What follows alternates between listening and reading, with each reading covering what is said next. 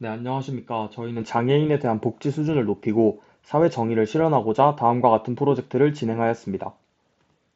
발표 순서는 다음과 같습니다. 혹시 장애인 전용 주차구역에 주차를 한 차량의 운전자를 보신 적이 있으십니까? 장애인 전용 주차구역은 비장애인이 사용할 수 없는 장애인 고유의 편의시설입니다. 그럼에도 불구하고 많은 사람들은 출입구와 가깝거나 주차 실력이 부족하다는 이유로 공간이 넓은 장애인 전용 주차구역을 불법으로 사용하고 있습니다. 그렇다면 현재 장애인 전용 주차구역의 단속은 어떻게 진행되고 있을까요? 일부 지자체에서는 AI 기술을 도입하여 자동 주차 관리 시스템을 운영 중에 있으나 이는 차량의 번호판 및 장애인 스티커를 감지하여 주차 가능 여부를 확인하는 구조입니다. 물론 이마저도 극히 일부 주차장에서만 이루어지고 있습니다. 이러한 시스템 속에서 장애인 스티커를 불법으로 취득하여 부착한 차량이나 실제 장애인 소유 차량이지만 실운전자는 비장애인인 경우 위반 행위를 단속할 수 없다는 문제점이 있습니다. 따라서 저희는 실시간 오브젝트 디텍션 기술을 활용하여 차량에서 내리는 모든 사람을 확인하고 장애인 전용 주차구역에 주차를 할 수 있는 보행상 장애 여부를 판단하는 시스템을 개발하고자 하였습니다. 아직 초기 버전이기 때문에 단순히 휠체어를 감지하지만 점차 다양한 기능을 추가할 계획입니다. 다음은 데이터셋 및 전처리 과정입니다. 기획 당시에는 데이터를 직접 수집하고 다양한 툴을 이용해 라벨링 작업을 진행하려 했으나 사람, 휠체어를 탄 사람을 구별하는 모델을 만들어야 하는 만큼 데이터의 양이 중요하다고 판단하였고 AI 허브에 올라온 CCTV 추적 영상이라는 데이터셋을 사용하였습니다. 해당 데이터셋에는 휠체어, 시각장애인, 유모차 등 6가지 클래스가 포함되어 있었으며 휠체어에 대한 데이터셋은 120기가 이상 있었습니다. 우측은 저희의 최종 모델을 인퍼런스하기 위한 데이터셋으로 구글 링을 통해 실제 장애인 전용 주차구역 사진을 수집하였습니다. 앞서 설명드린 것처럼 데이터셋은 총 120기가 정도이며 사진과 해당 사진에 대한 어노테이션 파일이 있었습니다. 어노테이션 파일에는 각 오브젝트의 위치 및 클래스 정보가 포함되어 있습니다. 하지만 AI 허브에 올라와 있는 데이터라고 해서 모두 적절히 가공되어 있지 않았습니다. 우선 전동 휠체어 및 일반 휠체어가 구분되어 있지 않았기에 저희가 사용할 사진을 일일이 확인하였고 전동 휠체어를 제거하였습니다. 이뿐만 아니라 유모차가 휠체어로 레이블링 되어 있는 경우도 많았습니다.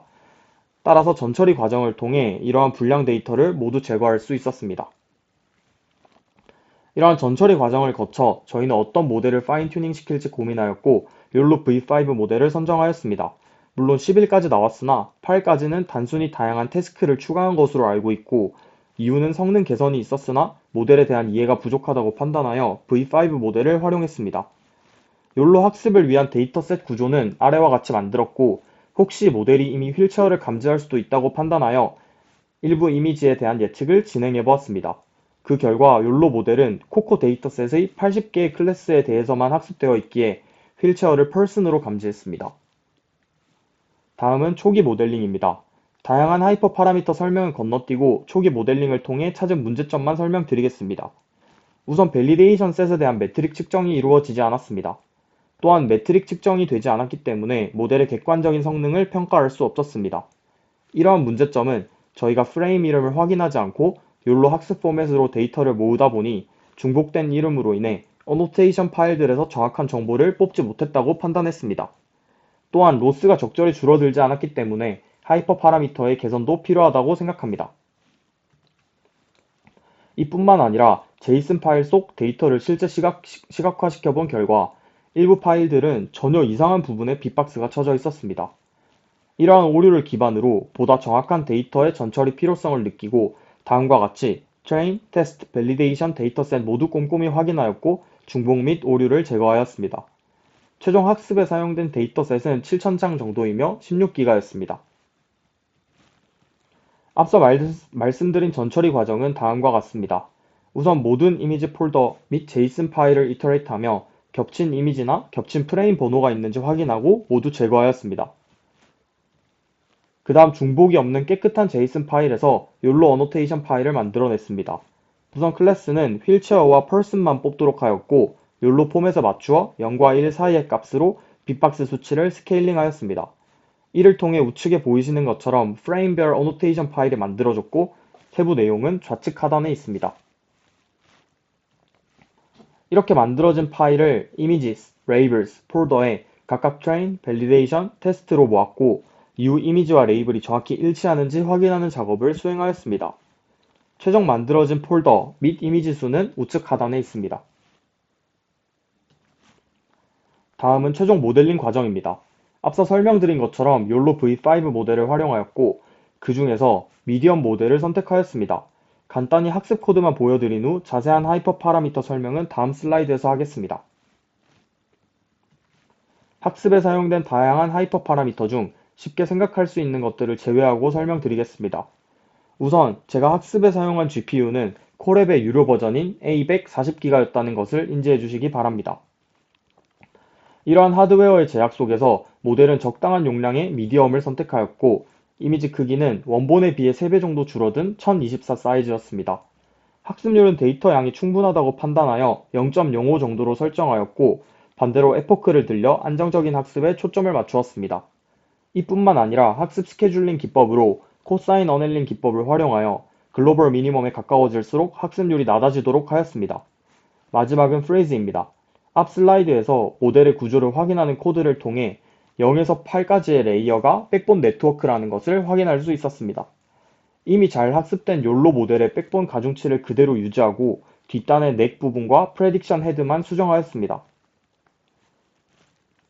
좌측 상단의 결과는 7시간 넘게 학습된 결과이며 밸리데이션 스코어에서 MAP가 0.968로 측정되는 것을 확인할 수 있습니다. 이러한 모델을 테스트 셋에 넣어 측정했더니 MAP가 0.969까지 올라온 것을 확인할 수 있었습니다. 따라서 이렇게 학습된 모델이 장애인과 비장애인을 정확히 구별한다는 점을 확인했습니다. 하지만 여기서 그치지 않고 학습된 모델을 기존의 구글링을 통해 수집한 인퍼런스 데이터셋으로 시각화시켜 보았습니다. 좌측의 베스트 케이스에서는 장애인과 비장애인을 거의 완벽하게 감지해냈으나 우측에서 보이는 것처럼 일부 비장애인에 대한 디텍션이 제대로 이루어지지 않았습니다. 따라서 저희는 언신 데이터에 대한 예측이 오류가 있다고 판단하였고 새로운 도메인에 대한 추가적인 학습이 필요하다고 생각했습니다. 하지만 앞서 설명드린 것처럼 데이터 가공에 너무 오랜 시간이 걸리기 때문에 레이블링이 없는 데이터를 학습에 사용하는 수도 라벨링 기법을 적용해 보았습니다. 수도 라벨링이란 레이블이 없는 데이터를 학습된 모델을 통해 예측하고 그 결과를 정답으로 사용하여 모델을 재학습시키는 방법입니다.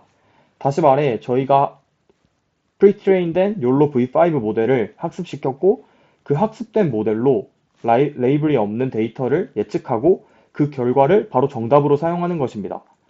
우측은 수도 레이블링을 진행하고 아래는 추가 학습을 시키는 코드입니다. 이렇게 나온 최종 테스트 결과는 다음과 같습니다.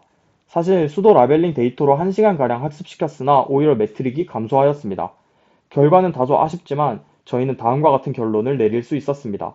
사실 수도 라벨링은 3D 포인트 클라우드와 같이 데이터가 아주 스파스한 경우에 좋은 효과를 가져옵니다. 따라서 단순히 2D 이미지의 경우 큰 성능 개선을 가져오지 못하며 라벨링 분량이 학습에 얼마나 큰 영향을 주는지 확인할 수 있었습니다. 네, 이렇게 만들어진 모델은 다음과 같이 장애인 전용 주차구역에서 위반 차량을 감지해내는 데 사용할 수 있습니다. 우선 차량에서 내리는 모든 사람을 확인합니다. 차량에서 장애인이 하차하지 않으면 관할 부서에 알립니다. 이 알림을 통해 담당 직원이 출동하여 운전자 및 동승자 확인을 실시합니다. 만약 장애인이 있다면 아무 이상이 없으나 장애인이 없으면 위반 차량인 것입니다. 추가적으로 장애인 전용 주차구역을 이용할 수 있는 다양한 유형의 보행상 장애인을 클래스로 두는 것을 목표로 하고 있습니다. 이를 위해 단순히 데이터셋을 늘리는 것뿐만 아니라 포즈 이스티메이션 등의 기법을 추가하여 조금 더 정확한 보행상 장애인들을 디텍션해내는 것이 목표입니다. 이상입니다.